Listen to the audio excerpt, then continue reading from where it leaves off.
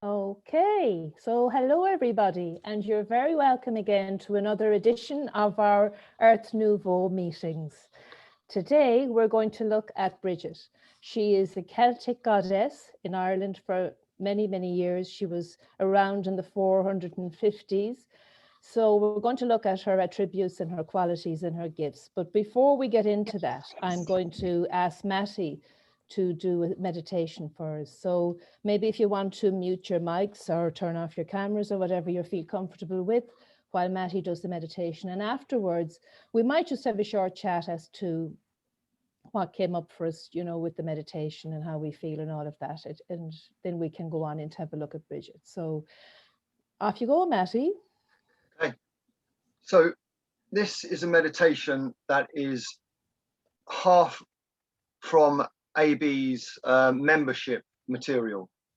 So I've taken half of one of his meditations and I've sliced and spliced it and added at the beginning and the end of my own, which of course is inspired by AB's material. So I'm going to give you guys a minute. Give you guys a minute to relax. I'm gonna have to sort this out. Sorry, guys.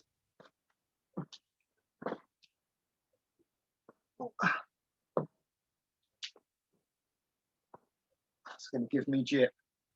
Okay, so I'm gonna start with the drum. Now this requires quite a lot of visualization. So if at any point anybody struggles with the visualization process, the best thing is just to allow the words to just move you on in the process. You know, it doesn't really require any cognition really, but just try to do the best that you can. So I have to say, this is from Andrew's material, and anybody that's interested, and you can see the potency and the power of these kinds of meditations, Andrew has a plethora of this kind of material, and this is just one half of one meditation from masses of material. It will take you years to get through it if none of you have looked into it yet. So I highly recommend Andrew's membership material. So I'm going to beat the drum and we can get into the right frame of mind here.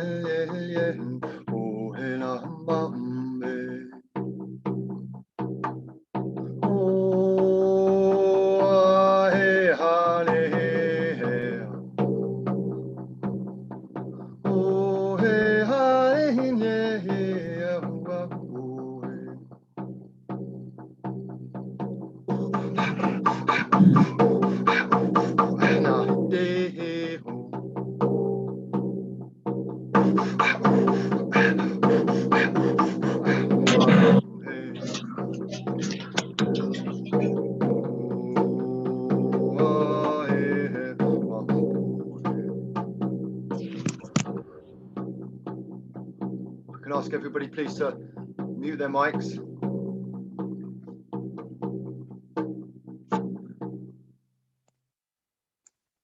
Okay, so the first visualization of this meditation is like the layers of an onion. You are in the center, building in layers as we push outwards in connection. Let's begin. I would like you to visualize yourself as the fetus in your mother's womb. Hear your heart.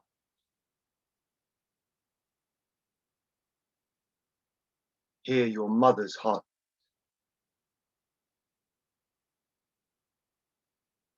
See the umbilical cord feeding you light.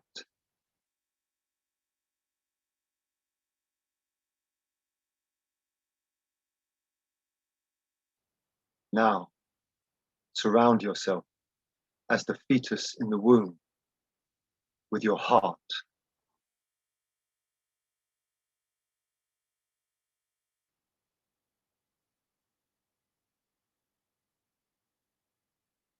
Surround your heart with your pericardium.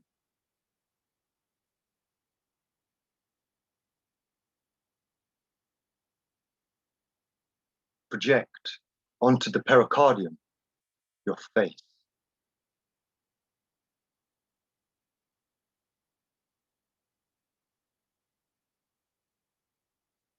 Surround this, your heart, your pericardium, your face, with Earth Mother. Feel her love. Feel her love for you.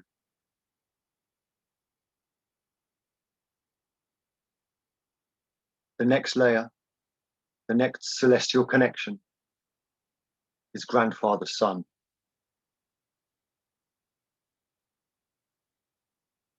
Feel his light, his energy, and his potency all around you.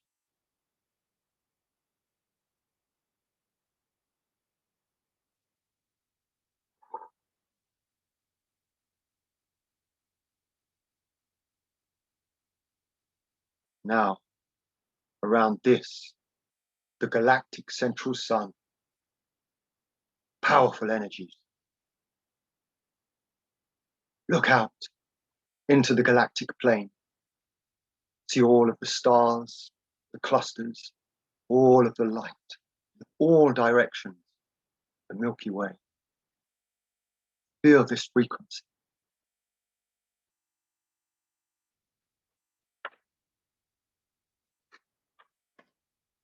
The next layer now, around this, is the universal great central sun.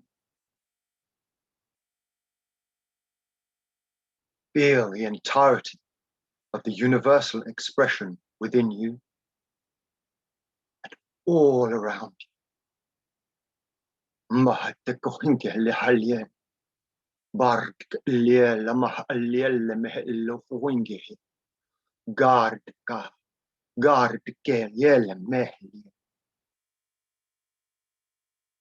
I ask you now to connect to the 7 previous generations of yourself.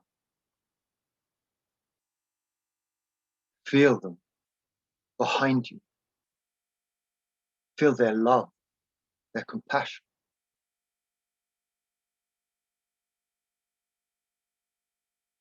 Now, connect to the 7 future generations of yourself.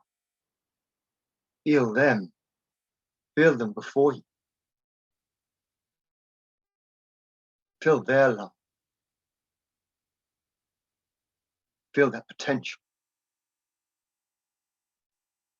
This is the temple of the mighty I Am Presence. This is manifest, sacred space. Here, all things are sacred. Turn your attention now to your tailbone. Connect to the cranial sacral pulse. Feel your heartbeat in your tailbone.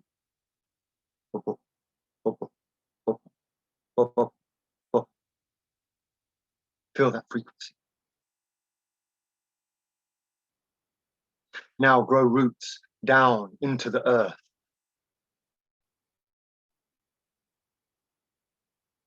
Give energy to the ancestors who are looking for equal co-creation. Feel this energy emanating in all directions.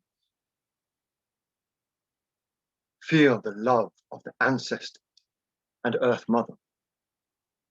Be silent and breathe. Envision the Earth, the big, blue, beautiful planet. I want you to project yourself halfway between the sun and the Earth, facing away from the sun. See Mercury, see Mars, and Earth off into the distance. Now turn and face the sun. Feel that energy. Feel it changing your DNA frequency. Allow DNA knowingness to expand your I am wisdom. Relax deeper and deeper.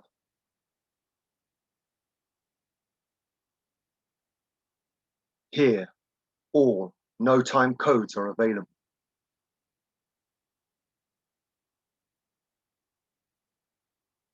I would like you now to turn your attention to your crown chakra. See great purple energies in your crown. Feel this purple energy flowing down your face,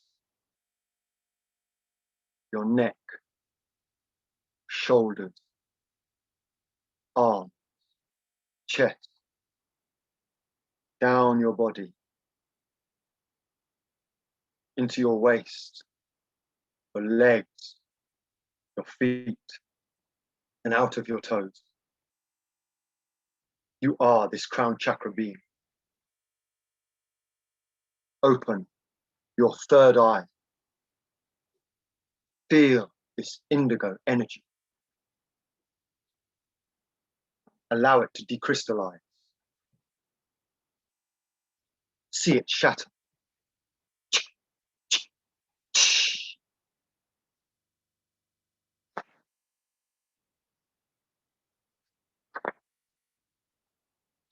Allow the two natural eyes to be a part of the third eye, making the trinity of vision.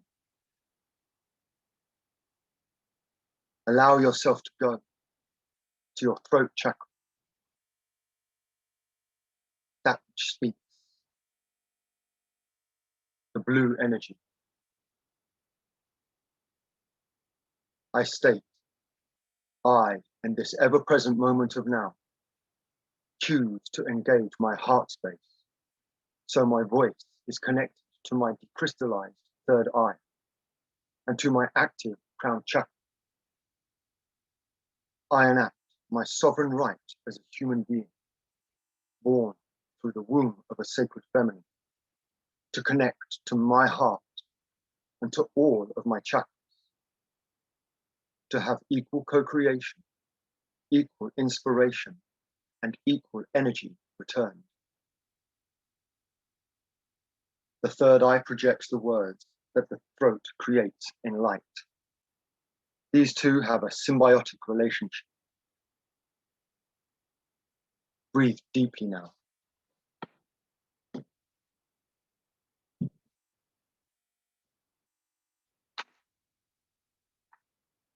Allow the fullness of a connected third eye, a connected throat, and a connected heart to empower your crown chakra, to increase the volume of knowingness that is coming into you in the now.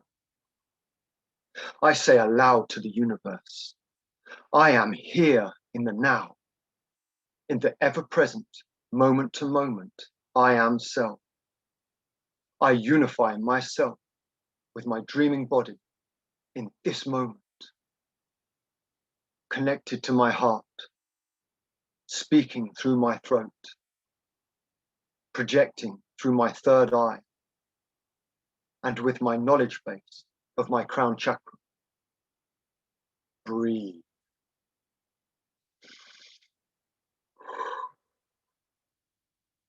Breathe deeper.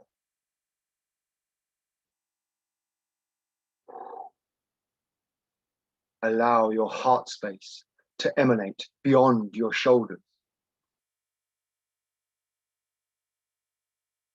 Illuminate the crown. Illuminate the entire body with this green energy. Bring this green energy to an apex around your crown chakra.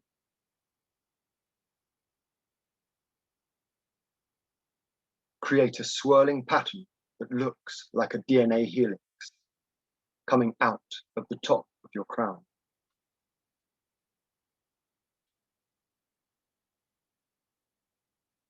Now, open up your yellow solar plexus. Imagine a vortex of energy in your solar plexus, pulling down the green double helix into your brain, connecting left hemisphere to right hemisphere, connecting third eye to two natural eyes. Pull it down into your mouth, your tongue, your teeth, down into your throat. Pull this green DNA helix down further still, into your heart, out to your shoulders, your arms, down from your chest and into your solar plexus.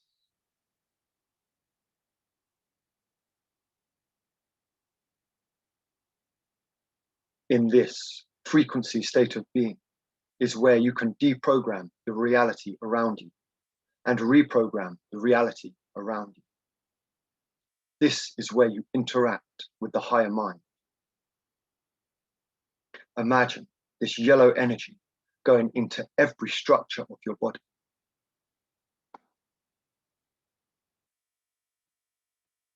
In the center line of your body are the colors that we have created. I would like you now to open up the sacrum, the orange energy. Command your third eye to view your sacrum. See the pyramid within your sacrum spinning slowly. This is spiritual locomotion. See it spinning. Now, allow the purple energy in your crown chakra to drip into your brain. Drip, drip, into your third eye. Drip, drip, drip, into your throat. Drip, drip, drip, down into your heart. Drip, drip, and into the solar plexus. Drip, drip, down into your sacrum. Allow this purple energy to be transformed into orange energy the moment that it touches the top of the pyramid.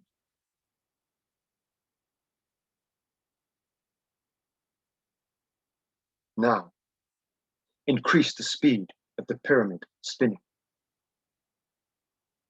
Faster and faster.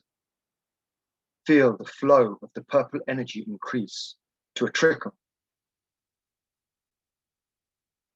As it makes its way down and touches the top of the pyramid, more orange energy is created. Now build up pace. Flow. Increase and increase the speed. Faster and faster, till the pyramid is but a blur. Bringing a flow of purple energy down from your crown chakra through all of the chakras to the top of the pyramid, producing lots of beautiful orange healing energy. Spread this orange energy out.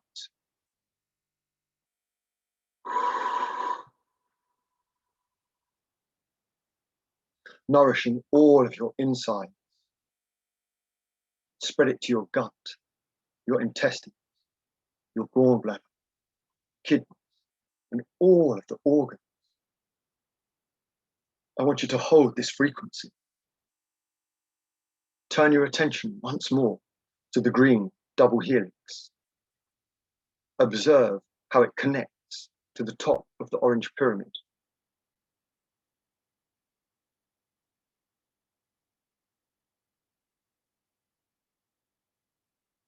I say unto myself and the universe, this is for the direct, expressed purpose of turning on my divine co-creative flow with the individuated sovereign me, standing in the I am presence, stating that I am ready to evolve.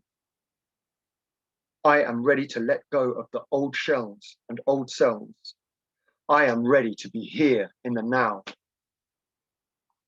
I am ready to move forward, step by step, with the ancestors of the past as my teacher, and the ancestors of the future as my equal co-creation of inspiration. For I am the celestial medium of peace. Begin to slow the pyramid down. Slower, slower, slower, until it is very slow.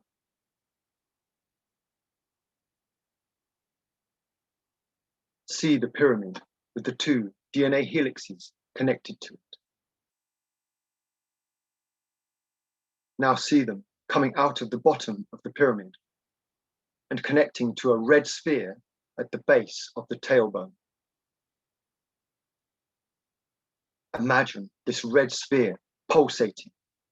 Vroom, vroom, vroom, vroom, vroom. This is your tailbone creating a cranial sacral pulse,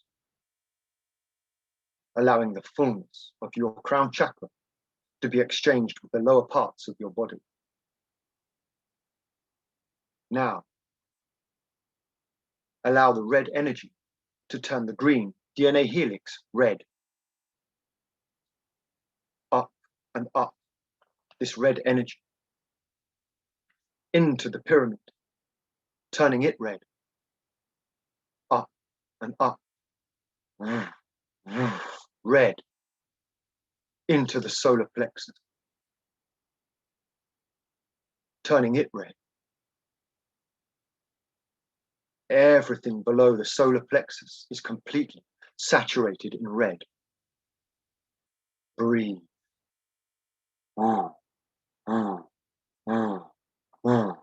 With every pulse, the tailbone expands and realigns, connecting to the axis and atlas, making all of the fascia in the neck, the face, and the head relax and release, allowing a full-on dopamine release.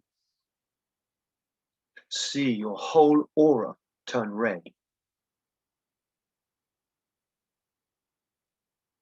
Allow the 2 DNA strands running up into the heart to turn red, and to nourish the heart with the love of this planet and the love of the 7 future and 7 previous generations. Allow the core of the spinal column to turn red, to come to your heart and to radiate through your red blood the power of this earth.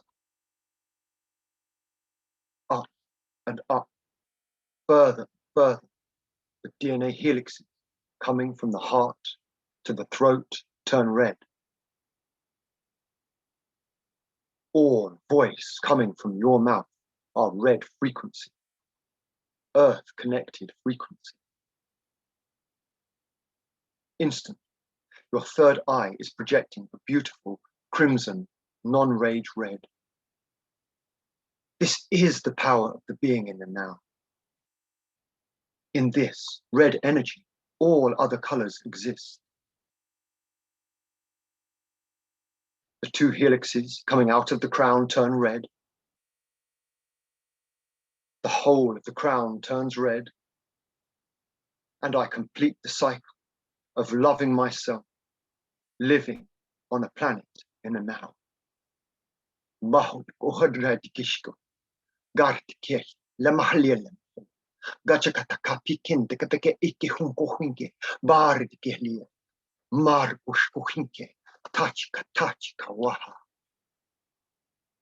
Breathe.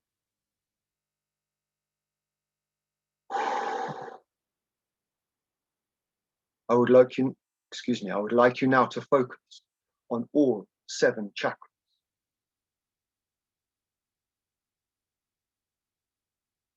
I want you to see now all of the lower chakras move up, all of the higher chakras move downwards to meet in the heart.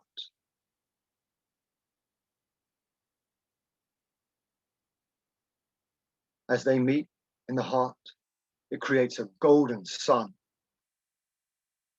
See this frequency. See this golden light emanating from your heart, unified source energy. Shine, shine. I want you to take a deep breath in and slowly, as you breathe out, expand this light.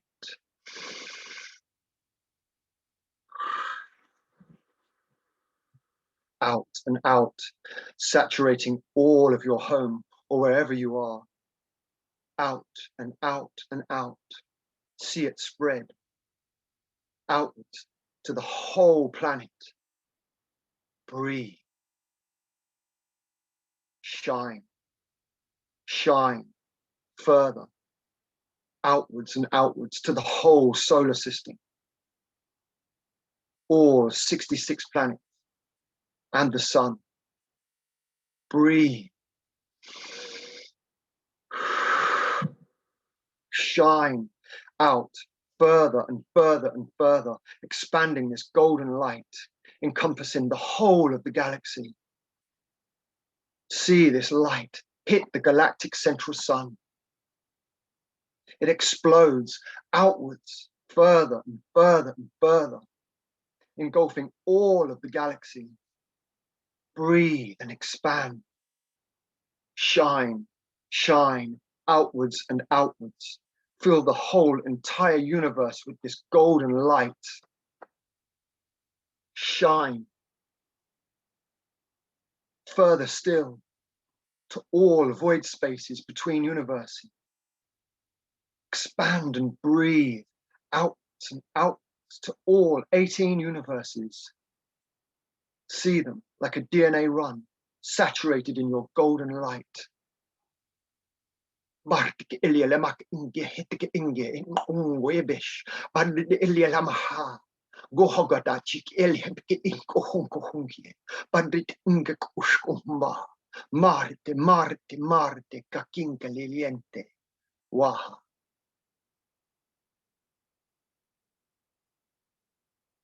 I'm going to beat the drum once more. And in your own time, bring your light back in, into your body. Come back into the body and back into the room in your own time.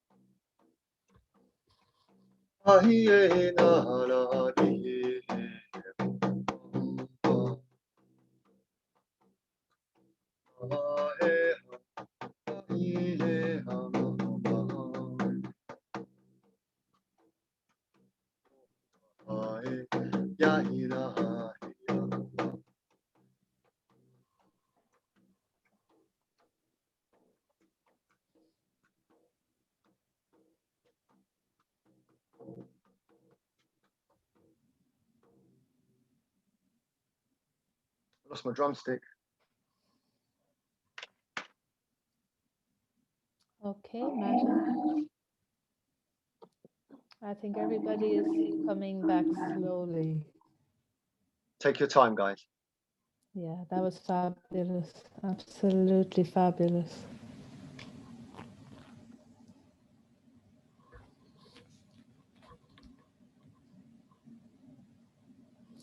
While we're waiting for people to come back in their own time, if anybody wants to share how that was for them. Personally, I didn't want you to stop, Maty. I don't think I want to do anything on Brigid now. You keep going there with that Bowron, and your singing is just as beautiful as the meditation. It was beautiful. Thank you. You see, this is an example of how you can take the teachings and slice and dice them for your own process.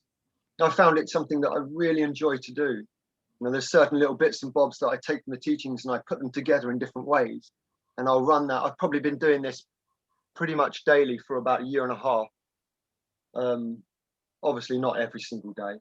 And then eventually when they feel like they're becoming old or they don't have the same influence, then I'll do something new. And how have they influenced you, Maty? What have you got from those meditations? Because they're pretty much your own work, really, aren't they? Oh, well, the DNA helix coming up and down, that's all. That is pretty much word for word one of Andrew's meditations from the members' material. Excuse me. Okay. But the piece at the beginning and the piece at the end is a piece of my own meditative process that I do on a regular basis. But it's all inspired by Andrew's teaching. Yes, yes. And Sorry. how does it have a clearing effect, or what effect does it have on you when you do those meditations? How do you find them?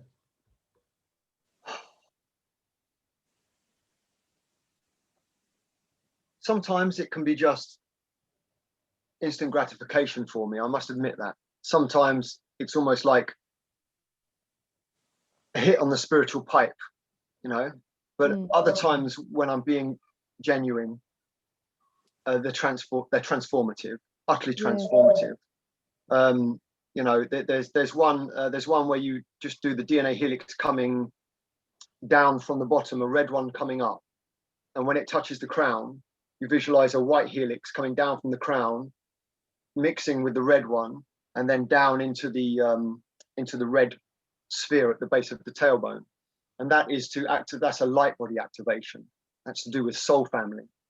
So really, probably we should be asking Andrew that question. But the part in the beginning, what I call the temple of the mighty I am present. There's my drumstick. That was inspired by the heart meditation initially and Andrew's seminar. And so the idea of projecting into the womb is something that I do quite a lot, even when I open ceremony. And then as I open ceremony, I'll bring in the sacred connections. I could feel them in layers around me. And so I developed that as a process to enter into a sacred space in a visualative way. So you could do that sitting on a bus, open sacred space without saying a word. Yeah. And I just found that very potent, beautiful and powerful way to enter into a sacred space. I loved the way as well you brought in the light language and the singing. I thought that really added to it. I was getting goosebumps actually as you were doing that. Yeah, beautiful. Yeah, absolutely. I haven't given out too much of my songs. I have some that are quite. I mean, some of them can go on for an hour, and it's almost like listening to opera. But others of them are very sort of tribal, but they still have the same potency. What I've done, where I record the Sanctuary for All Souls, or Sanctuary of All Souls, I used to shake a rattle. So I'd give myself, the parts where you're supposed to be in the chamber of heart space and all of the different chambers in the Sanctuary of All Souls. There's a period where you do a visualization period, and as I'm doing the recordings, I wait for a certain amount of time and then begin to just shake a rattle. And that allows me to know that the end of the time is coming and then the next movement of the meditation is on its way. So I began now to lose the rattle and start to use songs instead. So I'll just gently start to sing as that comes in with music in the background as well. And at first, when I listened to my voice, I must have put, like most people, I was like, oh my God, but now I actually find it extremely soothing. Oh, yes. Does anybody else want to give any feedback on how it was for them? Well, just to say, Maty, I like that meditation anyway, but I love it interspersed with the light language and the singing, or the singing light language. And as Mary said, that really enhanced and lifted the frequency of the whole meditation for me. Yeah. It was absolutely beautiful. Really, really great way to do it. So thank you for that. Oh, have we lost Hermina? I don't know. Okay. She fell asleep. She's sleeping very nicely, okay? All right, okay. As soon as she comes back in, I'll let her in. All right, okay. Wonder what's going on in her dreams. Yes. So anybody else want to say anything about that meditation and how it was for them? It's a difficult one. First couple of times when Andrew read that one out on the members' content, he does that part first, and then afterwards he does the sacred mountain, the journey to the sacred mountain. So I think it's like that particular meditation with the DNA helixes, it activates parts in the unseen. You know, it's not just a visualative meditation. It has a real function behind it, and it can be quite difficult sometimes to hold that imagery, particularly the first few times that you do it. I think you've made it so much your own. Is there feedback coming from somewhere? I didn't even recognize it as Andrew's. You've made that really your own in the way that you have done it, and the music and the singing and the light language and everything. It's very much yours. You know, with Andrew's stuff, what I've found that I can do is there's lots of descriptive parts in Andrew's meditations where, you know, like the pericardium. The first time I heard the heart meditation, I had no idea what pericardium was. And so as he described it, you know, it was useful. But then as I recorded them and listened to them back, I could hear that there were certain parts that once you reach an appreciation of what he's describing, you can remove certain descriptive phrases. And there'll be certain points where he will say something powerful. Let me see if I can give you an example. And you just know that it needs to be left in. Like at the end, when the crown turns red, and I complete the cycle of loving myself, living on a planet in the now. Little phrases like that you can keep in, you know, and it is possible to slice and dice, slice and dice, slice and dice. Excuse me. I might read out, and Maty, I might read out Casey's comment there to you. I don't know if you see it or not. It felt like fortifying and expanding out and amping up that homing beacon of I am apex. I had flicker rate action all over the place. Thank you, Maty. Oh, beautiful. Thank you. Yeah. That's great. Yeah. And then the end part where we expand the light. That's something that I began to do a few years ago in my own personal meditations. I just realized that I could unify my chakras, and when I did, there was this light, and I kept shining the light, and I was just experimenting with how far I could push them out, and then I realized that you could just keep going, you know. And it's like when Andrew talks about, you know, exposing yourself to the allness of all universes, and it's real. So thank you again for all of that, and Lovely. It was my honor. I think everybody is in a nice space now for me to move on into Brigid, maybe. And like, this isn't going to be all teaching and me doing all the talking. What I would like you all to do is to just take part in discussions. And if you want me to stop at any stage, you know, do, and we can have a discussion, because it is quite interesting, actually. Her life has been quite interesting. She was a goddess of the Tuatha De Danann. And the Tuatha De Danann are known as an ancient kind of warrior race or a warrior group. They were the sons of the god of Danu, and they were known as a race of godlike people gifted with supernatural powers who invaded Ireland over 4,000 years ago. And it's thought that they came from Norway, and they had they arrived in Leitrim, which is the county here neighboring me, and it has very little shoreline. It's mostly an inland county. There's very little of it on the shore. And when they arrived on Slieve Iran, which is the Iron Mountain. And the natives didn't know how, they couldn't understand how they came, because they couldn't see their ships, and they thought that maybe they came from the skies. So there was a question of, were they alien gods, or were they Irish, or who were they? Where did they come from? So anyway, after some time, they set fire. They think this is legend, to the ships, and the ships were seen burning in the sea. And it was an indication that they had intended to stay, and that they weren't leaving. But the people were bewildered as to where they arrived from, and they didn't know. The truth is not known beneath the sky and the stars, whether they are of heaven or of earth. So they were, you know, the people were kind of wondering about them. And there's a story actually about them too, that one of them lost their arm in a battle, and it was replaced by one of the physicians at the time by a silver arm. And they're saying, you know, the first bionic man. And after a while, that he was able to, he had a technology advanced enough that skin was able to grow over the arm. He lost his position as the chief when he lost his arm, because you couldn't have the position of chief while you had one of your limbs missing. But when his arm was restored, he got his position back. But it just shows how, you know, advanced actually they were in those times, and that was a long time ago. But Brigid is the daughter of one of the chief gods, the Dagda, she was a healer. Brigid was known as the goddess of healers, poets, smiths, childbirth, and inspiration. And the name Brigid is the exalted one. That's what it means. Who Brigid is, well, she's the daughter of a Celtic god. She has many different versions of her name. She was very strong on the Celtic kind of energy of motherhood, and she thought it was the most sacred thing on the planet. And she always cradled and looked after children, you know, and it was said that her energy and her spirit used to lean over the cradles of the newborn children.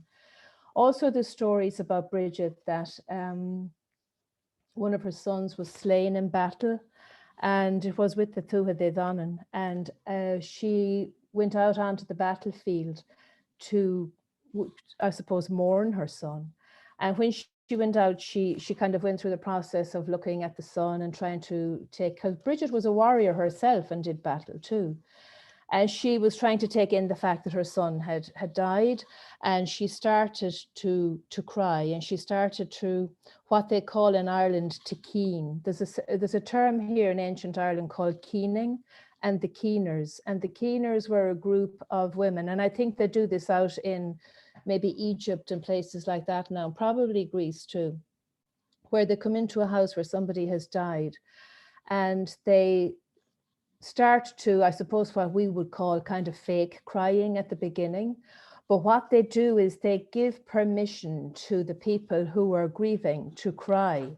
And because they start this crying, it just brings up that grief in other people. You know, if you see somebody laughing, you laugh with them. If you see somebody crying, you can be moved to cry for their sadness as well. So I suppose that, you know, there is a kind of a belief here that nobody does funerals and grief quite like the Irish, and we've certainly had a lot of it over our history. So that is probably true to some extent. And just on that notion of grief, while I'm looking at it now, last week, I know I had terrible reception and I couldn't speak, but when Carolyn was talking about the colours people wear at funerals, we wear black, and in some traditions and cultures, they wear white. And I just thought it's really interesting in terms of colors, because when we're grieving, our aura from the solar plexus upwards and downwards turns gray. It loses the color. So the color goes out of us. And often you'll see a gray kind of color on a person's face when they're deep in grief. And, you know, so gray is actually a mix of black and white, because I do a little bit of painting. So if you do mix a small bit of black and white, you'll get the color gray. But anyway, she was accredited for being one of the first keeners in Ireland. Don't know how true that is, but that's one of the things that she is accredited for doing. She was also known as the mistress of the mantle. So it says here, she represents the sister of or virgin aspect of the great goddess. The deities of the Celtic pantheon have never been abstraction or fiction, but remain inseparable from daily life. And that is one thing about the Celtic tradition. The Celtic Christianity, I suppose, but this was before Christianity. This was really prior to all of that. It was really paganism, but very spiritual. Like their practice was all about being present in daily life. It wasn't about the churches. It wasn't about being removed. It was being right down there and getting your hands dirty and being in there with it. The fires of inspiration, as demonstrated in poetry, and the fires of the home and the forge are seen as identical.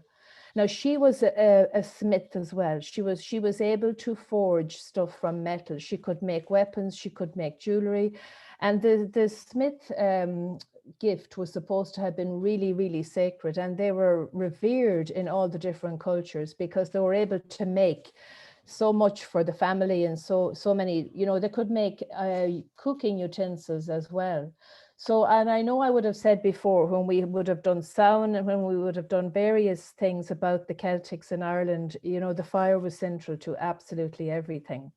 And there was a forge in almost every little townland in Ireland. I know definitely there's several of them around.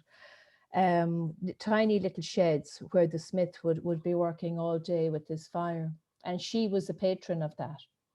So there is no separation. She sees no separation between the inner and the outer worlds.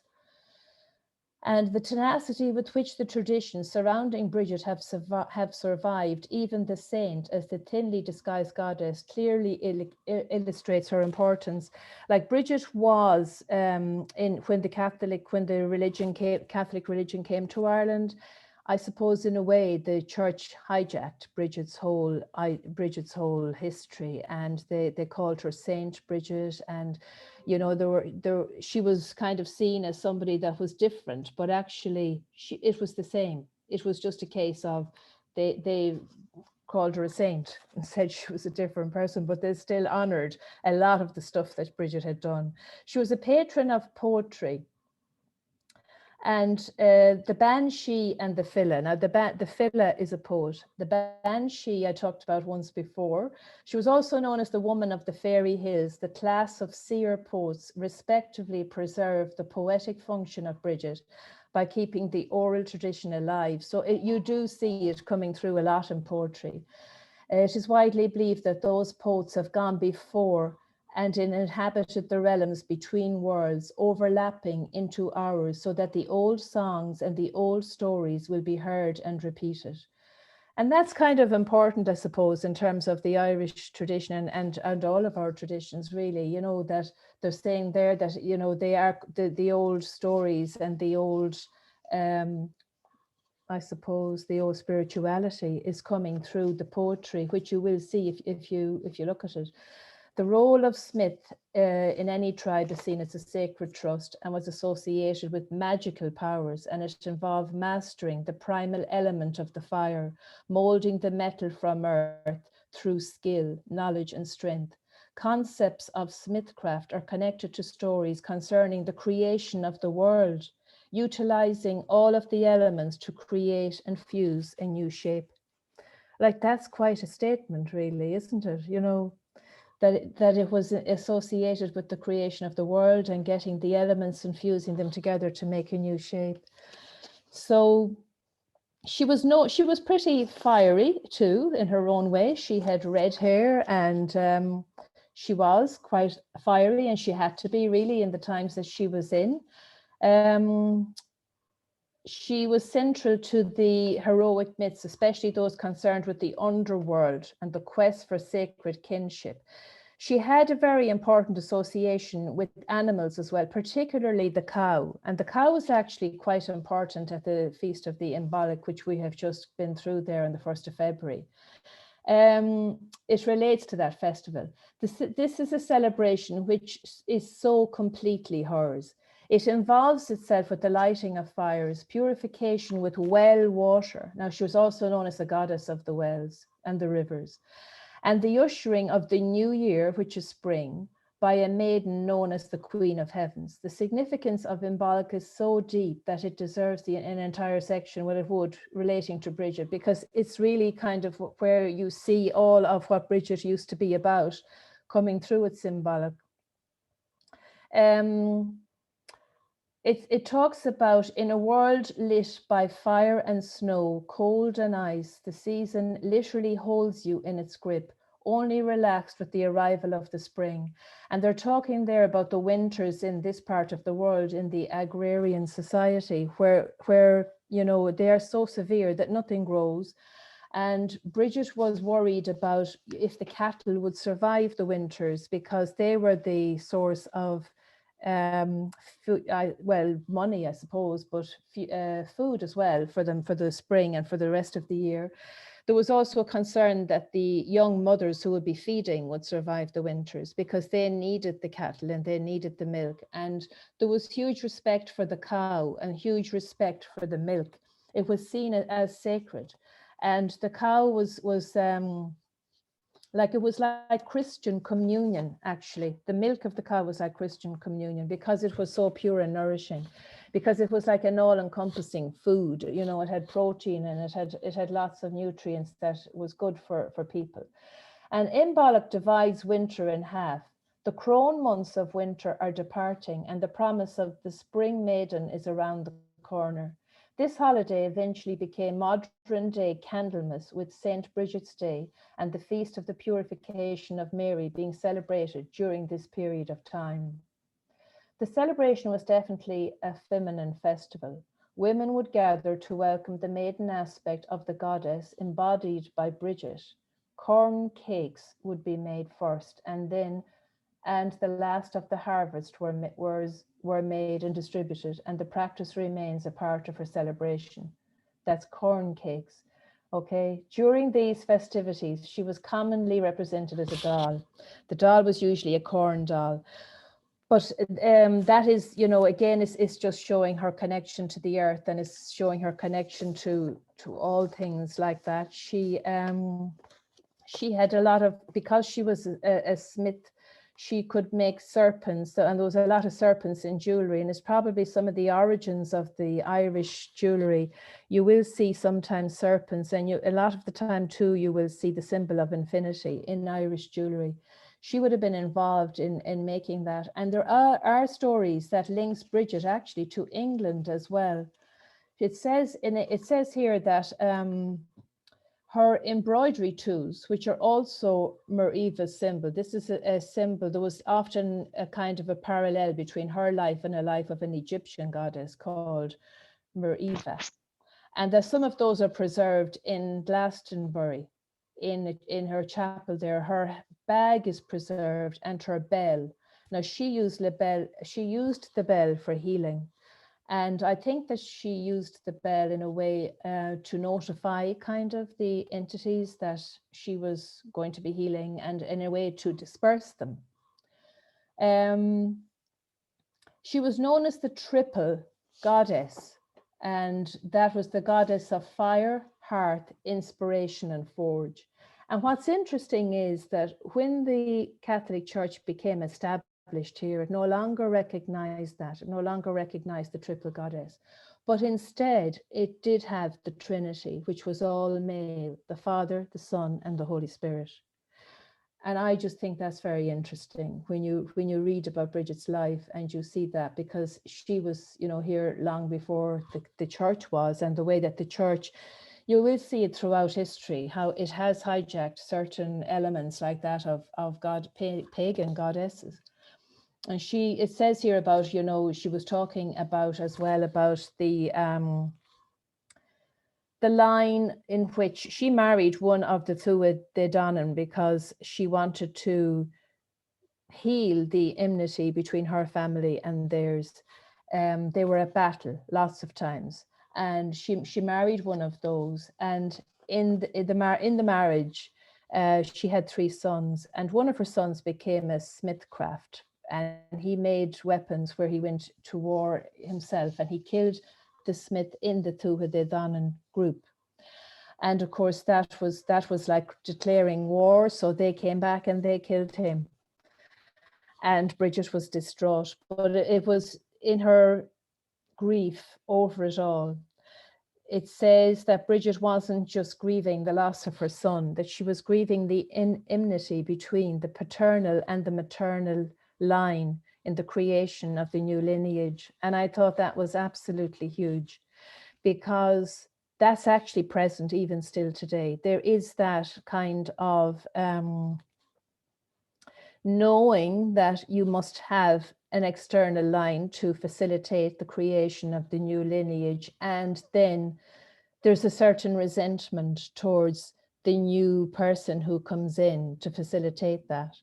And Brigid saw that the lineage came down through the mother's line. And of course, again, that would make sense, because we know that when a female is a fetus in the mother's womb, the eggs that are formed in the, can't think of it now, the ovaries, they're the eggs that supply that female fetus and girl child for life. So the egg that was formed in the womb, we say the grandchild, has such a strong connection to the grandmother on the maternal side. And that goes right back the line.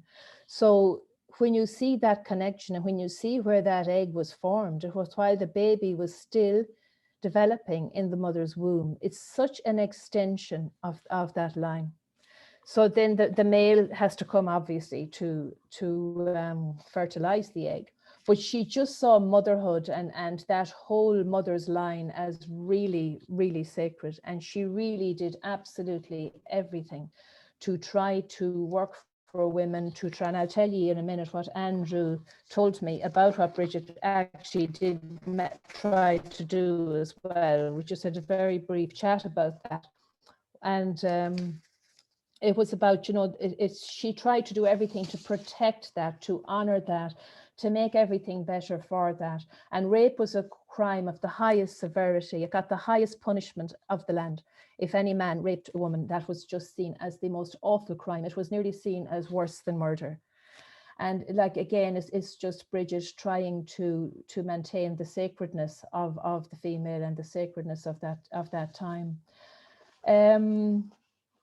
It's what I just see now. Where does it say this? It said about the beginning. Yeah, when her son was killed and when she did all this kind of healing on the enmity between the male and the female lineages there, it said that saw the beginning of the end of the old ways.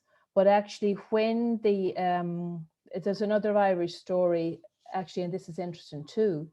And it's about original sin, which I always did wonder and question as a child. I couldn't understand this. How could you be born with original sin? Sure, what did you do? But anyway, it says here that original sin was the act against maternal kinship rather than of sexuality, since sexuality, which brings the sacred position of motherhood, was seen as positive by the Celts. So the original sin in their mind was what I was just saying earlier about that enmity between maternal and paternal factions in the family, and that the maternal should be revered and honored and should be seen as sacred. But it isn't always, there's other stuff that comes in. Like, I mean, even today in our modern day, the whole thing of mother-in-law, daughter-in-law, and that kind of friction and that kind of thing that goes on is still part of the energy, I suppose, alive and well. Brigid was a midwife as well, and she was present at a lot of births, and she used to place 3 drops of water on the forehead. And this seemed to in the Christianized version of the ancient Celtic myth concerning the Son of Light, upon whose head these 3 drops of water were placed in order to confer wisdom. So that was the idea, because she was the goddess of water. So she wanted to bless the child with water. Again, where have we seen this happening? In the Catholic religion with the baptism. But I mean, that does come from the life of Jesus, where he baptized John at the River Jordan.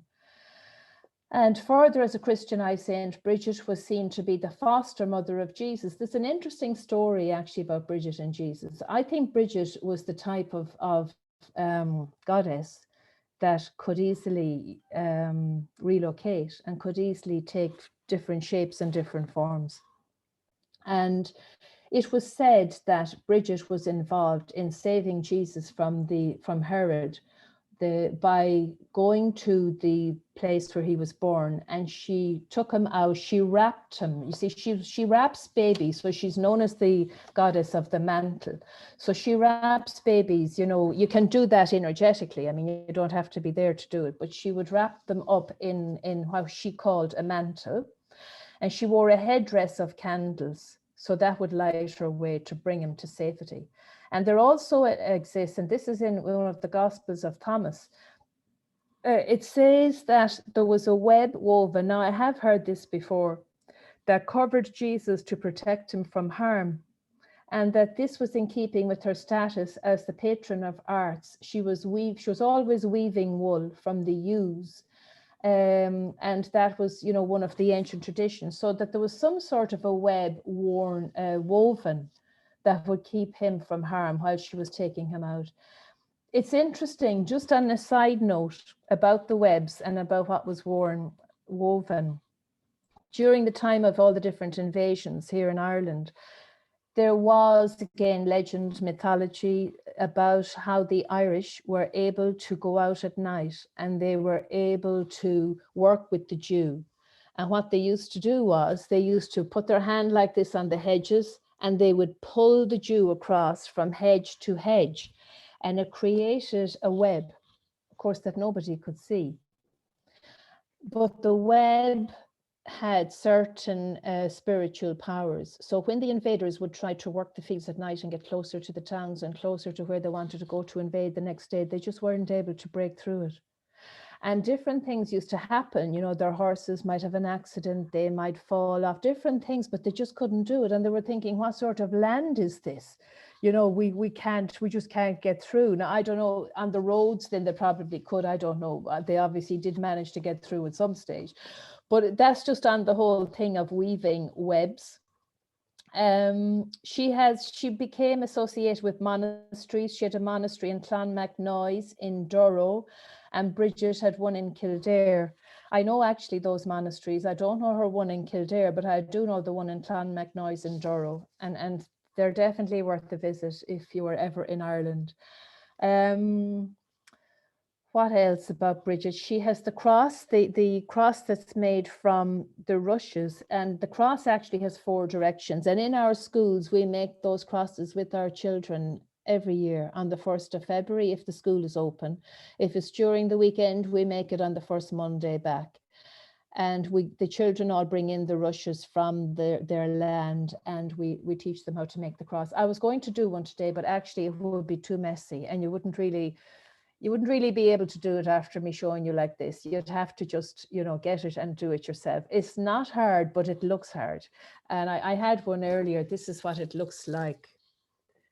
Initially, there was only 3 prongs on the cross, but then as time went on, they put the 4 on it. It has lots of different meanings, but I always think of it as the 4 directions. And people, you'll see that in a lot of houses here. They will have it over their door, and they have it always as a sense of protection.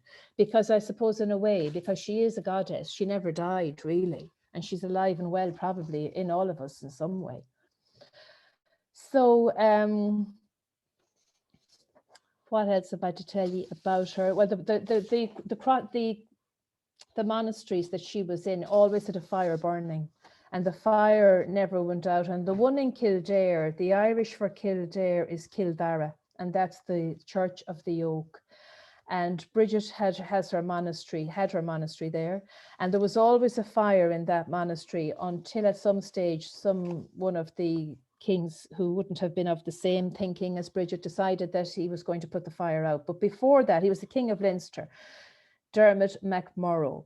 He wanted his abbess, he wanted his daughter to be reinstated as the abbess of the monastery, and the abbess didn't want it, and neither did anybody else in the monastery. So he knew that it would give the daughter a lot of status if she had that, and he knew that it would also give her, you know, that the Irish loved the monasteries and they loved Brigid, so it would give her, it would be a way of infiltrating, especially the women. So when he didn't get his own way, he went into the monastery and he raped the abbess, and he did that to discredit her. And after that, the fires were put out. And it took years before the fires were reinstated there. There were hedges around the fire, and the fire was always kept going day and night. It never went out. The shift from a mother goddess to virgin mother to virgin saint, you know, presented difficulty, because even though it was ensured her survival and the emergence of her power in neo-paganism, the emphasis on virginity stemmed completely from the Christian patriarchy. And you see, that is what was done as well with Mary. You know, she had to be sold as the virgin mother. Now, I know that it's possible to conceive without a sperm. I do remember Andrew was talking about that once. But I just think it's interesting that all these women in the Catholic Church had to be presented as virgins. And it's like, you know, the Islam as well, that, you know, they were promised so many virgins if they bombed people and all this kind of thing. So there's kind of connection with that, and this the kind of denying of the sexuality, you know, of the woman. I'll tell you what Andrew said actually when I was talking to him. He just gave just a few little things. It came up in a conversation and we were talking about fairies, and this actually all ties in with Brigid. And Brigid was also known, like she was known for so many things, and I have so much information, I kind of don't know where to start or end. So that's why I'm not just going to keep talking. I'm going to get you to ask me whatever you want, and I may not know it because I'm certainly not an expert on Brigid. But one of the things she was known for was what did I call it again? Brata Brige, which is Brigid's cloth. And that was where Brigid used to leave out a little piece of cotton at night, and it would be imbued with the dew and the mist. And that would be taken in, and nobody understood, you know, really what she was doing, but it would be taken in during the daytime, and anybody who needed relief from pain in anything to do with menstruation or giving birth, if this was placed on the woman's abdomen, it would give her relief. And Andrew was saying that that was known as a cereal poultice, and that the mix of the dew with the cloth, that there was certain, I suppose, healing in the dew and how the dew was formed, where it was able to clear out entities in a specific way. And he actually said that there's a specific way that we can create fog. And I do remember him saying that before. He also said that Brigid actually left here and went to Latin America, and that there's a group in Latin America that she worked with that are like the fairies here. They're called the Juende, I think, dwarf people. And he said that she interacted with the South American. She started off a lineage there herself. And in the astral realms, she's the one who helped save sovereignty for women at the time. This is here and there and anywhere she was, where it could have been completely crushed out. So her whole theme was about that, preserving the sovereignty of not just the women. She really had respect for everything that lived, and she really worked to preserve everything that lived and everything that gave life. And now I'm going to stop and I'm going to see, does anybody want to talk about anything I've said or want to ask me any questions? I might be able to help you. Expression you said, the baby.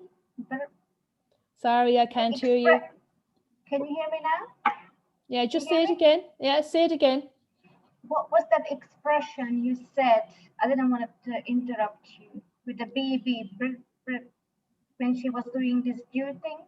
It's an expression you said. It started with B and two words. Yes, the expression when she was doing the thing. Oh yes, Brata, B-R-A-T-A. B-R-A-T-A. Brige. B-R-I-D-E. Brata. Brige. Now, that means Andrea, Brigid's cloth. Brata is, yeah, cloth, yeah. Brata is cloth, and Brige, of course, is Brigid. She also had, she was also known for Laba Brige, which was Brigid's bed. L-E-A-B-A. Laba. Yes, L-E-A-B-A. No, because I identify with a lot of, I'm actually covered in gold. Right. I just printed a poem writing about dewdrops. So I resonate with it. And when Maty, I didn't want to say, I was waiting for you to speak after Maty's meditation, is that, it's very good. And I try to make it, when Andrew says, when you say it to yourself, you're focusing on more on the body, what's the body saying, the mind and the spirit together. And when you were speaking, the energies for me were almost like taking me through my journey, the past, present, and the future.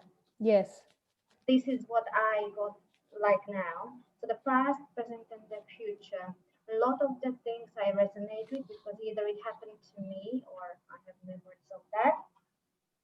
And as you were talking, for me, it was like almost like I said, it's a journey, but almost like a very deep cleansing process. Because when Maty was speaking, my tailbone started to tingle. Okay. It started to crystallize. Like I said, I was preparing this morning. I was focusing on what you're gonna say, so I got my earrings. Okay. Because I think the last thing I saw it was from you, that link. Yes. So I remembered in the morning, so I said I better wear some green and that stuff. Yes. Okay. And so when Maty was speaking, my tailbone started to tingle, which I think is the crystallization of the dewdrops. Okay.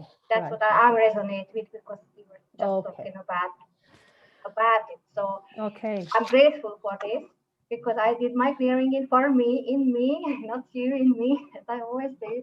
Okay. So, yeah, thank you. Thanks, Andrea. Inspiration. Yeah. I was listening to everything Yeah.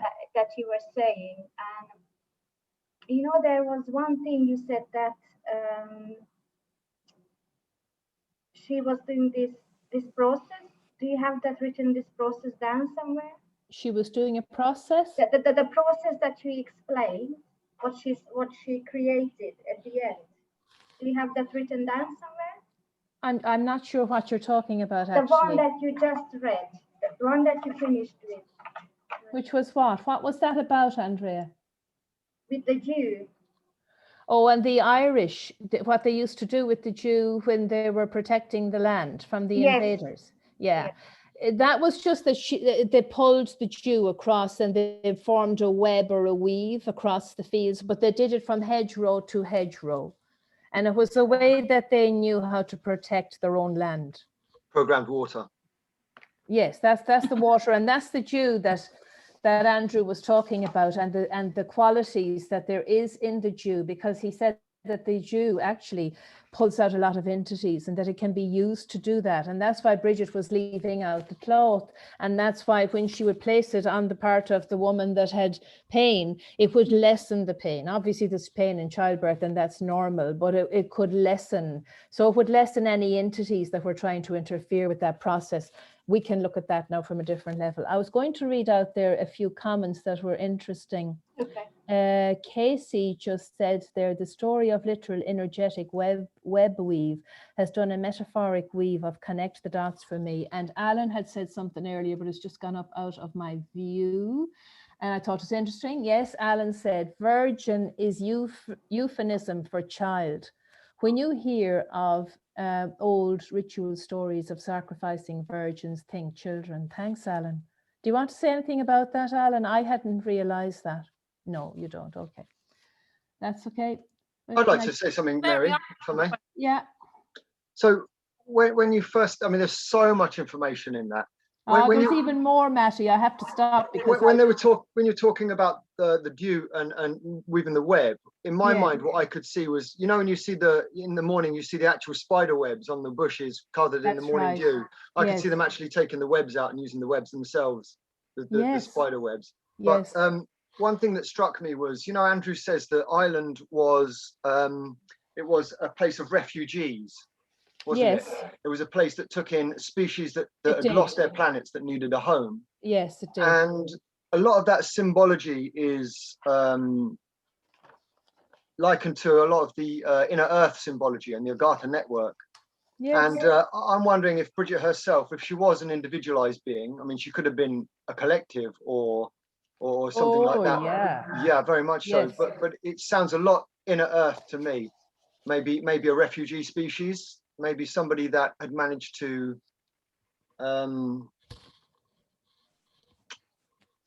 continue to be able to exist with the surface population. Yes, like Bridget, when I read about Bridget, she's more than just, you know, the individual. And I suppose, isn't that just true of, you know, what we're all trying to learn at this particular time and what we're becoming aware of in our awakening?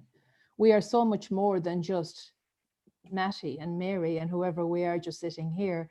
So it's looking at all the multi-dimensional aspects of her, which actually wouldn't be foreign really to us today. No. Nicola has here, my mother practiced traditions and used to always leave out a scarf cloth on the eve of Bridget's day and told many stories of miraculous healings. Wow. So I wonder, Nicola, have you origins here in Ireland? Does Nicola want to say? Right, she's not saying. Yeah, Hi, Mary. Hi. Is that Nicola? Yeah. Can you hear Okay. me okay? Yes, I can. Yes, I can. Go ahead. Yeah, I grew up in Galway on the west coast, and my mother grew up in Sligo, and she was very much involved with all the traditions and told many stories of all the saints and the goddesses. So yeah, I just really resonate with everything you're saying, and yeah, it's all great information. Thanks. Yeah. Yeah, it's a lot of, well, not a lot of it, but some of it is taught in the schools. You know, in the schools here in Ireland, they do teach the mythology and the legends, you know, Ghoilin and Fionn McCool and all those. Like, I mean, it is just lovely. I loved it as a child, and all of the children absolutely love it. They don't go into too much detail, but they do teach that. But I do remember them talking about Bridget when she was up in Northern Ireland somewhere, and I can't remember where, and I couldn't find it in anything I looked up about her, but I'm sure it's there somewhere, where she was looking after the poor. You see, she looked after, really she looked after everything, but she was looking after the poor, and she was trying to build places of shelter for the poor, and she was working at the time with the church. And the church didn't, you know, cooperate awfully well with her, and they were coming up with different excuses as to why they couldn't and all of that. So the bishop said to her in the end, and this was to sort of quieten her, he said, yes, I will build something. He said, as far as your cloak can cover, I will build something, because Bridget wore a cloak. And again, you see, this is the magic, I suppose, of who she was. She took off her cloak, and legend has it, and she's, you know, swished it out, and it covered acres because the cloak just expanded as she did it. So she was able to look after all of the poor that were there at the time. There's a lot of reference to magic in the way that she worked, and there's a reference to somewhere to the god Merlin, and I'm sure you've heard of that god. He was a magician. Merlin was actually a magician. But she has so many, or she had so many connections, and she seemed, when I read about her, she seems to have lived forever. Like, I mean, to me, she's still alive in spirit, and her energy and all of that is still here. And I mean, goddess energy, I suppose, does come through the incarnating people on the planet. There are thousands of expressions of the goddess on the planet. I can't remember the exact number, but thousands. It's not in the millions, it's in the thousands. Yes, yeah. Mary, Yes. Mary, have you had any mystical experiences with Bridget yourself? Well, not that I can think of, Laura, but one of the few times I know when I started to read about her first, and when I was a child and I started to learn about her, I would get goosebumps, and I was wondering, you know, what it was, because I was so, oh my God, touched, I suppose, by her. Then at times I used to think, I know her. How do I know Bridget? Because she was so familiar in the way that she lived, and in the way that she looked after animals and children and people and everybody. And, you know, she'd house and shelter everybody. And again, I could identify with so much of that. But I suppose nothing direct, or nothing more than that, really, Laura, or nothing that I allowed anyway, shall we say. You know, you have to imagine that if you had somebody who was a physical being, and legends passed down, especially somewhere like Ireland, you know, legends passed down, and eventually, like what happened in Egypt, because when I hear the name Bridget and I zoom into it, there's a lot of Egyptian influence that comes up as well. Yes. And I think she was highly connected to Egypt. Oh, And she was. yeah, and because the Agartha network was connected, you know, Ireland and Egypt were very connected for a very long time. And you imagine that, you know, if you had a being like that, or beings like that, and over many generations, because those kind of beings could have lived for thousands of years, and you know, even if they chose to go off into the inner earth or whatever, the legend would have continued, and then people would have been able to make prayers, make offerings, make ceremony, and a being of that stature would most definitely have been able to still reach out from wherever they were. I mean, even, you know, the likes of you and I, we can all do this. Yes, So you know, yes, it's kind of like it absolutely. passes from a physical being into a legend, but it doesn't really take away the potency and the power and the connection with that being. It doesn't. You're so right. I agree with you completely, Maty. And it also doesn't take away the fact that that power that they had and the gifts they had aren't alive and well right now, because they are. You know, there was something really magical as a child when I used to walk by the forge, and I'd look into it and hear what the smith was doing in the forge and the fire. And, you know, it's like, I suppose the whole power of the people at that time was the power of being able to be in touch with nature and the land. And as we evolved more, we got more technological, and we lost a bit of that connection. But that's not necessarily a bad thing either, because it was all part of our evolution. That we would become more technological, and it's where we'll be going. But it's marrying the two. You know, the banshee, I think I told you about that before. That was that's connected with the fairies. You see, Brigid has such a connection too with the fairy energy, but she wasn't one of the fae, definitely not one of the fae. But she, the banshee used to come, and she used to keen, which is what Brigid was doing and what the keeners do, outside a house or at a window before somebody died. And it was to let the people know that somebody, one of their loved ones, was dying. But that has all been, that kind of stuff here in Ireland has all been pushed down and oppressed. Actually, you couldn't go out here now and talk readily about that to anybody. You'd be laughed at, you know. It was all treated as nonsense. And I remember going to school, you couldn't talk about stuff like that because you know, it was the church influence. You know, can I tell you a story, Mary, that didn't make sense until you've just told me this, and I've actually felt quite embarrassed about this in my own personal thoughts. But there was my wife there, Sarah, who's also on there. Yes, I've seen her there. Her brother and a partner, they lost a child to a certain situation.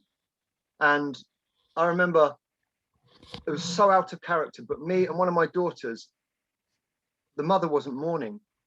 And we were sat and we were trying to go through it together. You know, it was a dark time and we were trying to go through it together. And we just went into absolute hysterics, me and this little girl, my daughter, and one of my daughters, hysterics. And it was kind of embarrassing. In the morning, I was like, what was I doing? But we were rolling around on the floor. We were wailing and crying and screaming. And everyone was looking at us like, what on earth are you doing? And it made no sense at the time. And it did make sense until this moment when you just explained that. There must be something within us, because the morning energy, it sounds like this Brigid entity, this Brigid personality was keeping the ancient wisdom alive and giving us much of the ancient wisdom, because morning is supposed to cross the spirits over.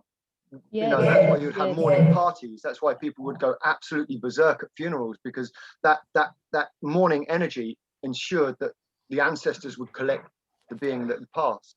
Yes, absolutely. And it was all, I don't know, what's that noise? Is that mine? Is it me that's making that noise?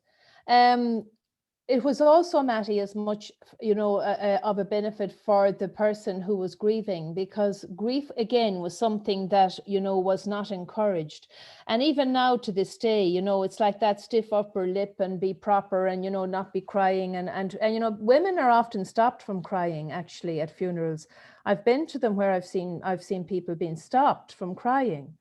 So it's you know, it's that whole thing of grieving and the tradition of wearing the color clothes, the black, to show that you were in grief for a year, was like giving a message to society, you know, I'm in mourning. So like people would actually respect that, and they would sort of tread carefully around that person.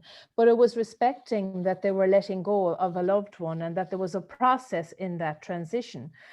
which gets lost now because we're in a different kind of an era, because everything is much quicker now. You know, you're back at work like a week later and whatever, and you have to get back to the job and it's done and dusted.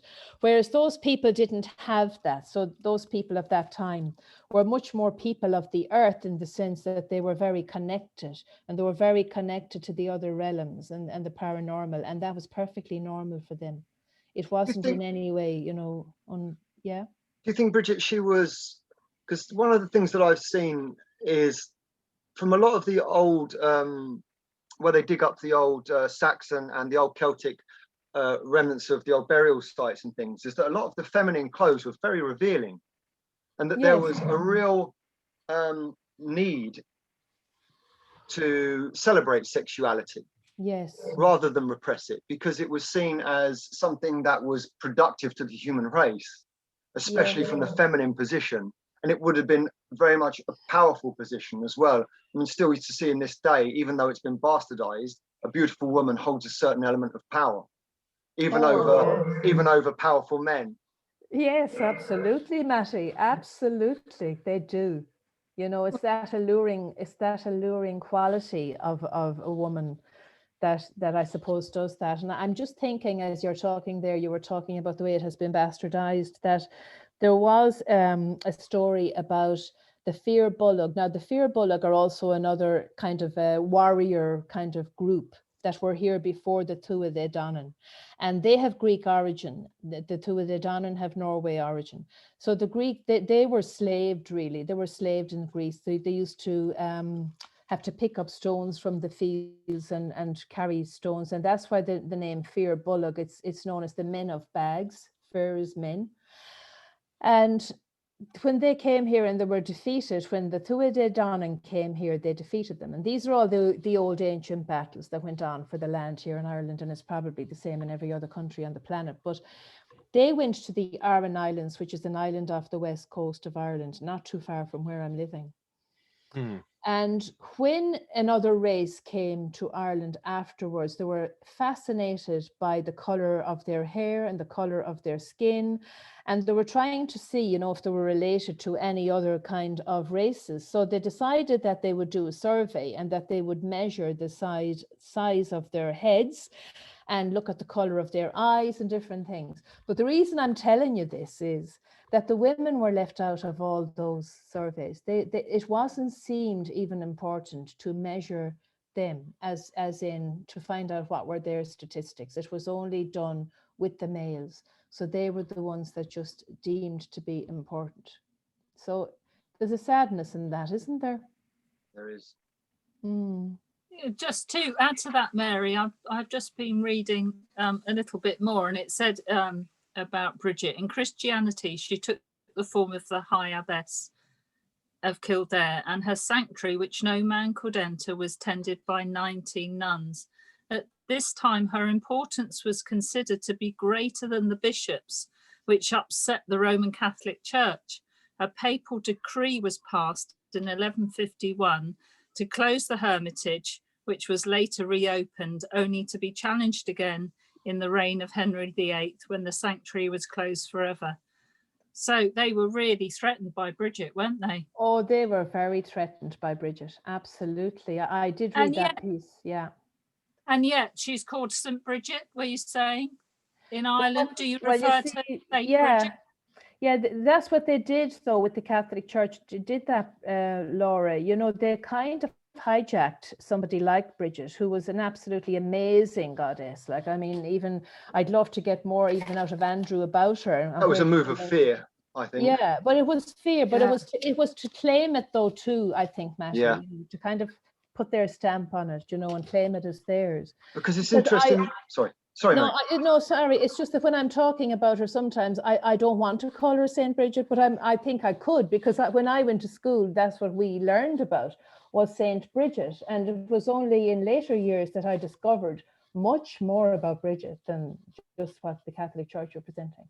Sorry, you were going to say there, Maty. The actual sainthood itself is corrupt, because St. Patrick himself was the oppressor of the Irish, not the. So they call him saint, but he's the one that captured and tortured and ruined the Irish. Well, he Yeah. brought You know, he now brought he's a saint. Catholicism or Christianity here, but also in some of the stuff that I was reading about her, you know, I wasn't going to say this because I just wasn't going to give it any energy, but now that you brought it up, it said that she was very influenced by St. Patrick. And I'm thinking, hello, I think it might be the other way around because she was here before him, you know. You know, But I'm not going to get into that argument. No, absolutely. And then the interesting part, as you were talking about when her son was murdered, and then when the bishop was raped, and all of that part as that came on, I was interested. I didn't want to interrupt you, but I was interested into what the timeline was from that, because, you know, it looks as though, you know, as the as the Roman Empire conquered the world and the indigenous teachers were murdered, and it seems like that would have been a downfall, a very significant implementation of the removal of the divine feminine power. Absolutely. Especially in a place like Ireland. And I'm looking here for the timeline, and of course I have so many things on the table I can't find it. Oh yeah, all my papers are everywhere. It's but I'm sure if you Google it, you'll get it. There's somebody else going to say something there? Yeah, can I throw some things in? Do, yeah, please, Sean. Absolutely. First off, Maty and Maire, I'm so grateful and so loving your presentation. It's been wonderful, and it crosses a lot of work I've done. And I finally I'm starting to push, okay, this is going to be more things than I can remember if I don't say them now. So the last was St. Patrick, who I went through a growth arc with, where obviously I grew up beaten over the head with it. Oh, St. Patrick, he's the patron saint of Ireland.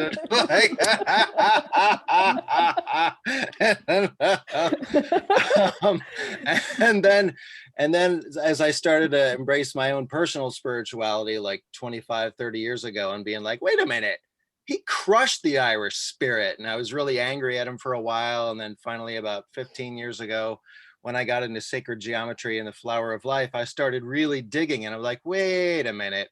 It looks like, okay, yeah, sure, he was a Roman, a kid of Roman colonists in England, but then it does look like he started to really love genuinely the Irish people. Yes. And I'm guessing it's more of like a gray area where he was like, he was steered. Yes. And like co-opted by the church to crush the Irish people. Absolutely, yes. And I know that Alan had requested an image of Brigid, and I have somewhere, I have some better ones than this, but this is on the cover of Practical Celtic Magic, yeah, I don't have any. Thanks for that, Sean, because I actually don't have any. I operate. Oh, nice.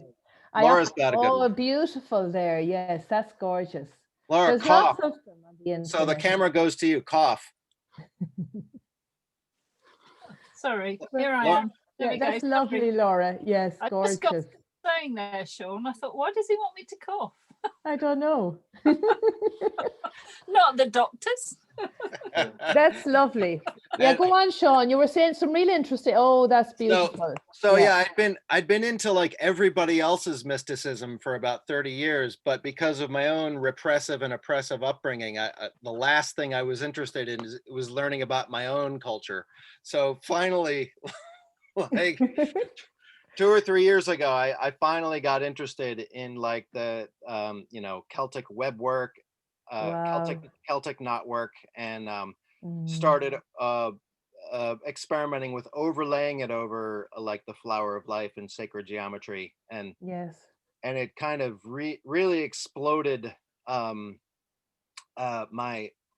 awareness of what was surrounding me already. Like even in the Marvel Cinematic Universe, they reference indigenous Nordic art, and it's all like you look at the first Thor movie, and it's got the basic you know, like Celtic 3 knot, prominent throughout it, and following. Yeah, it's right on the Marvel superhero Mjolnir, the hammer. It's like the 1, 2, 3, like infinity. Oh wow, I'll have to watch that movie. Yeah, it's wild. And so I loved what you were saying, Mary, about the patriarchal repression of the feminine, turning like the reverence for the sacred feminine and co-opting it into like patriarchal domination. And Yes, at yes. some point, I started doing sacred ritual with Father, Son, Holy Spirit, Maiden, Mother, Crone. Wow. Which makes it Maiden, into, Mother, Crone. That's lovely. right, which is like a Yeah. 6. Yes, that's right. That's a 6. Yeah. So Very anyway. nice. Yeah, very good. Very nice. Thank you for that, Sean. You're welcome. Those symbols, they have an infinity aspect to them because the lines never end. Right. And they also have the figure 8 hidden in the symbol as well, which is also the symbol of infinity. An 8 is the symbol of infinity. So there's an awful lot of hidden codes in those. And, you know, a lot of those symbols actually did come from somebody like Brigid, because she was always, you know, smithing those things in her smith craft. And she has them hidden in jewelry as well. You know, the Celtic jewelry here has captured a lot of those. Mary, Anyway, was there any reference to her stature? Well, other than that, she had long red hair, like the picture that Laura has shown, and she had pale skin. And there, what do you call that? Sean is showing us again. So she looks tall there. She looks tall. She does. She does look tall. I thought I read somewhere she was about 5'5", which would be sort of average height, not extremely tall, but not small. No, that's not tall. No. No, but I thought I read that somewhere, but I'm not sure I did because I've read so much. I really. It would be very interesting to speak with Andrew about this, because like with Jesus, the legend of Jesus, as Andrew says, that was thousands of beings at the same time. Yes. You know, and I wonder if this is a similar sort of concept. Oh yes, yeah. Because it would. With all of the technology, all of the things like the idea of the cloak and all of these things that sound like legend, to a being with high technology, it's quite simply explained, isn't it? Whereas to us, it seems like hocus pocus fairy tales, but not if you have the correct technology. Well, yes, and I suppose the thing is, Maty, now we're open to that. You know, it's possible 5'5" was tall thousands of years ago. Yeah, that is true, actually. Oh no, not necessarily, because some beings were 12 foot tall, some were 15 foot tall, some were way to 100 chakras. Well, I know that the original race here, when the Tua De Danann came to Ireland, were small. They were small, dark people. And there was a belief that they had African origins, actually. And the Tua De Danann were tall, with blonde hair and blue eyes. So they came from Norway, as I said earlier. So they had that Nordic look. And really, it is mostly the look that the Irish have now. But we're such a mix of all the different nations that we all have got Spanish, and we've everything in us. And the Anunnaki as well. They were what? They were 15 foot tall, 2 rows of teeth, red hair, white skin. So many different types of expressions. Yes, that's true. That is true. I was just going to say something else, and it's in relation to Andrew and Brigid, and it's just slipped my mind. But that whole piece about Brigid being present, you know, at hiding the baby Jesus, I hadn't known that. Now, I wasn't surprised, but I hadn't known that. And you see, because she was a goddess, she was probably able to bilocate and go all over the place and do different things. And, you know, he would have, and Jesus was supposed to have holidayed in Ireland, in Donegal. And Sean Egypt. is nodding. Yeah. Did you know that, Sean? Well, yeah, in the transcript, I just did like this one or the previous one. He talks about Jesus spending a considerable amount of time in Ireland, dealing with the different clans who were the keepers of the crystals of the DNA wisdom, and that they were all kind of like separate, and he helped bring them together because they kind of had like a large amount of coding for all of humanity. And then Lance asked, he's like, oh, that's probably why they were so heavily repressed afterwards. And Andrew's like, yep. So Right. I think that was transcript 13, if I remember right. Right, okay. That relates to the timeline fallout shelters as well. Yeah. The time of what, Maty? Sorry. The timeline fallout shelters. Oh, right, okay, right. And what was that again? Do you want to say a bit more about that? Oh no, gosh, no. No. just a tiny little understanding of what that truly represents. Just a minuscule. Right. But I know that was all to do with Ireland and into Ireland. That's why Ireland is very important in the Great Awakening, because that's where the timeline fallout shelters, the access with the inner earth is. Oh, I see what you mean. Pyramids all across Ireland. Oh yeah, there are. I know that, but I didn't realize that's where the access to the inner earth was. But I'm sure it's in a few places. Oh, Like, yeah, it's a few places. But Ireland. Sorry, Sean. Oh yeah, wait. Here we go. Where is it? I got something for this. Yeah, good. I'll be right back. Right. Okay. I think there's something in Antarctica as well, or in the Arctic. Isn't there some sort of a portal there as well? Yeah. Yes, but Ireland is a very special place. Well, yes, it has a very special history, and I suppose that ancient Celtic, paganism is actually very spiritual. And this is where the pharaohs were crowned as well. The pharaohs always spent time on Ireland, all of the Egyptian pharaohs. Well, Egypt and Ireland, according to Andrew, is the same country, because he said there's tunnels under the sea, and we're backing over all the time. Alan says 14 years of Jesus missing in the Bible. What did they not want us to know? Wow. What did they not want us to know?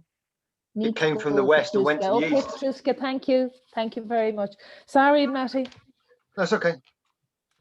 I was just saying goodbye to Petruska. Sean showing us there. So I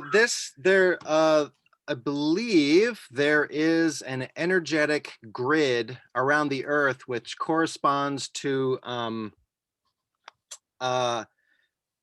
historically documented places of unexplained magnetic disturbances and disappearances, which correspond with the North and South Pole, the Bermuda Triangle, the Devil's Triangle outside of Japan.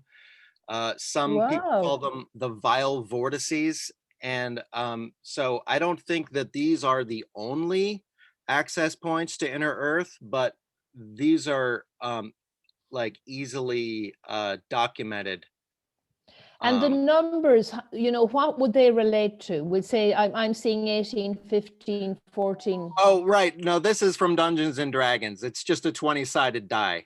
Oh, right. Okay. But it's built on one of the Platonic solids, which is a 20-sided figure of equilateral triangles of right. going around. Yes, so yes. So the numbers don't mean anything there at all. It's the equilateral triangles. Yes, I get you now. But there we go. This is the only one that really is important. That one? Why? Yeah, because it's a 20-sided figure. Okay. Right.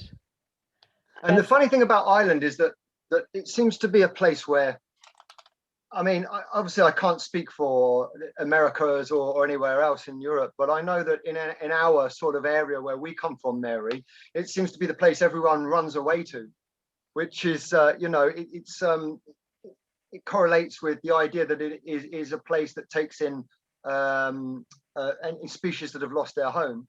I mean, in our recent history, do you remember the last time that we had a really free movement, which was with the rave movement in the UK? Yes. The illegal rave movement. Yes. And that was before that came the New Age travelers.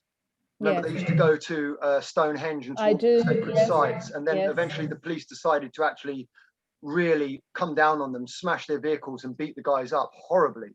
Yes. And all of the New Age travelers moved to Ireland, where they still exist to this day. Yeah.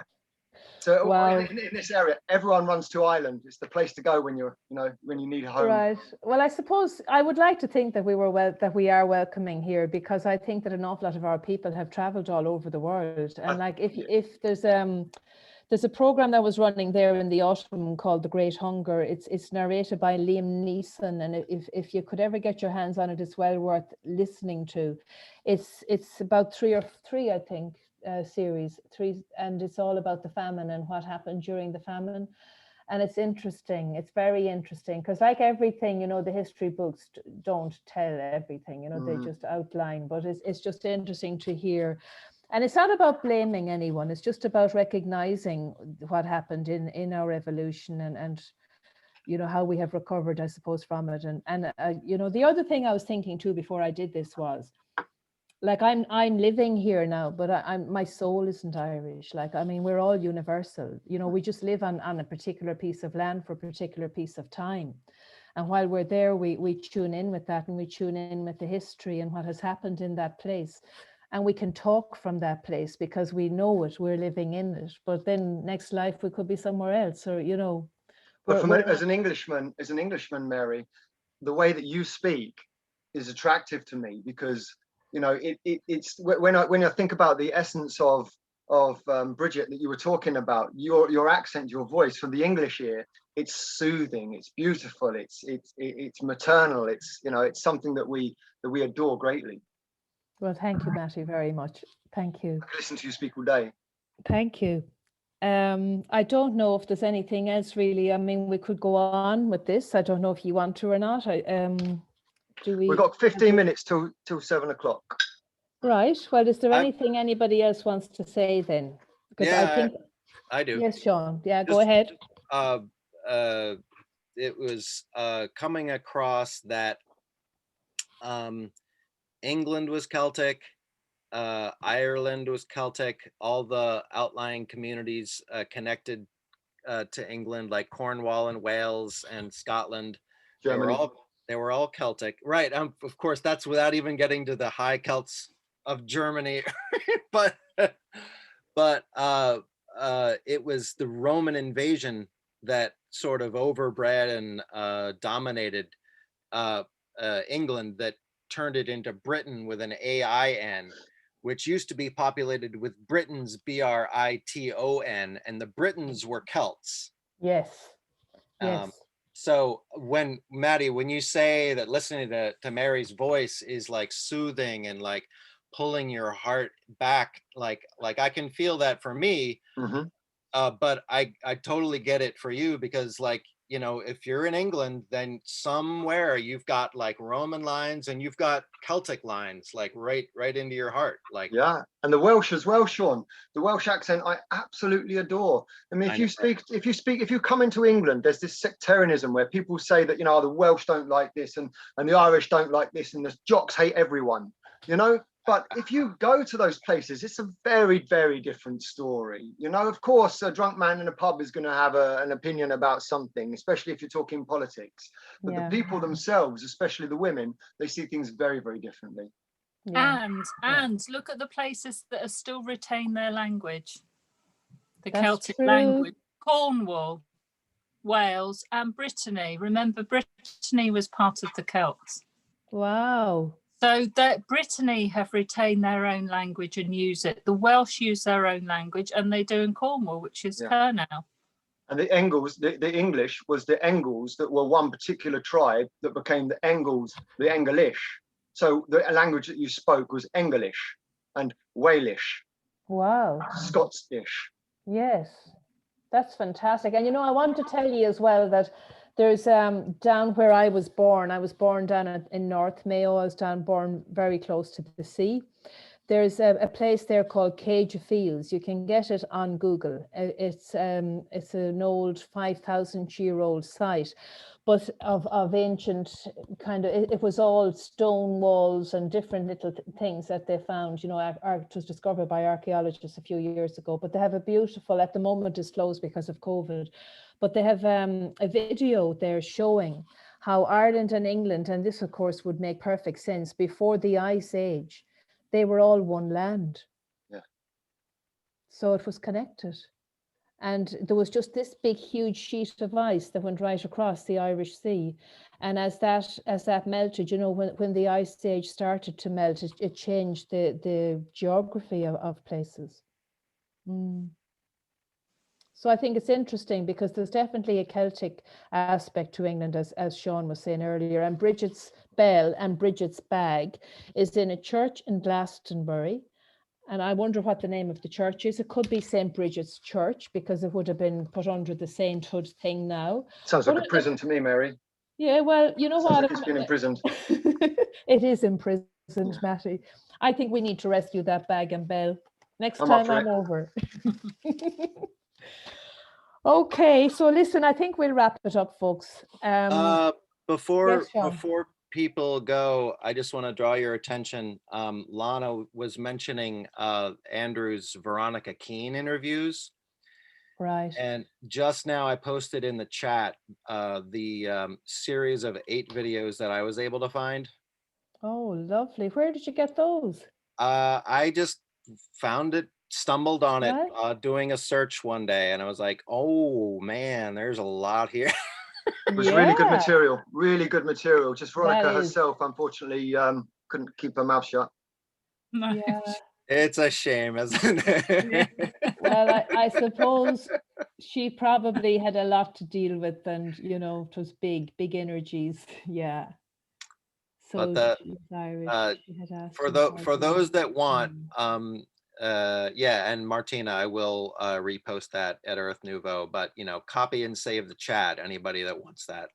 Great. Thank you, Are Sean. they on Vimeo, Sean? Are they on Vimeo? Most of them. I just pulled the part 5 link from the guy who started the comment thread, who he had found it on YouTube. Yeah. But the rest of them are. Yeah, sometime we must talk to Andrew about Brigid, because he has talked about the Irish race and the origins and all of that of the race, but not about any specific deity, you know, so it would be good to get it. And I think he has lots to say from just the short conversation I had with him there recently. So that would be interesting, Sean. And yeah, I will share whatever I find with you. And thank you for that, Sean. I saw all of those videos at the time, believe it or not, but I actually would have a lot of that now forgotten.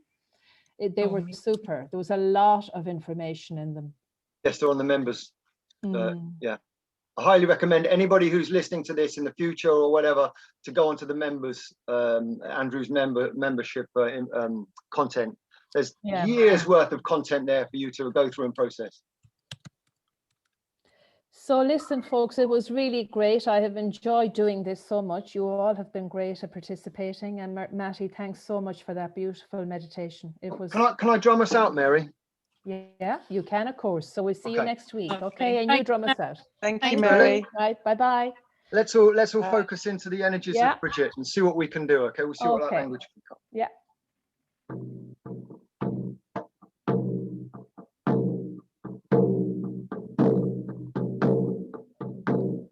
Maria da Bahalien, Bort Ghoilin, Kaish Kienge, Bemboyante, Pare Gale, Magiento. Oh, Nahinde, oh, Emma, oh, Hane, Haile,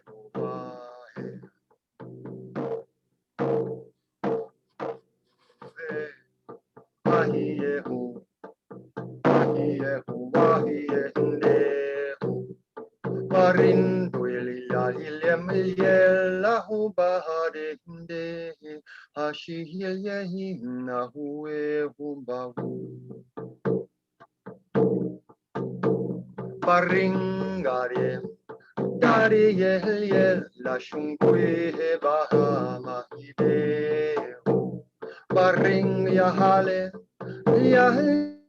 yahalambo.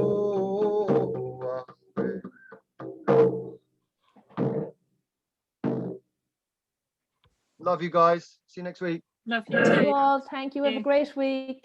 Bye. Thank you, Mary.